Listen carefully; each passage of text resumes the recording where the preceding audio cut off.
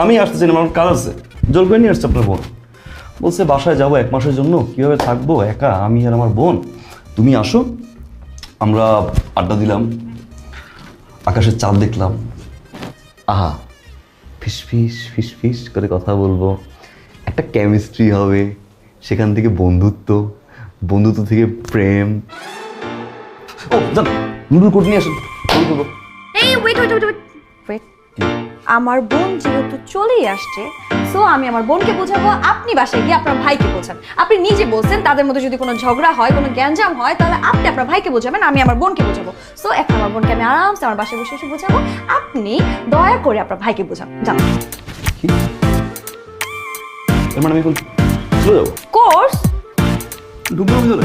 কোনো ঢোকাঢুকি নেই, যান আপনার ভাইকে বোঝান। একটা চা তো খাই। ইম্পসিবল, আপনি যান। যাবেন। গেলাম কিন্তু ব্যাস। যান।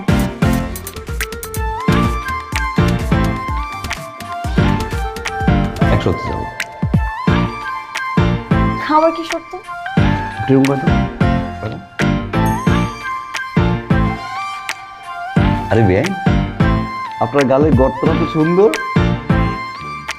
আরে গাধা, এটাকে গর্ত বলে না, এটাকে বলা হয় টোল।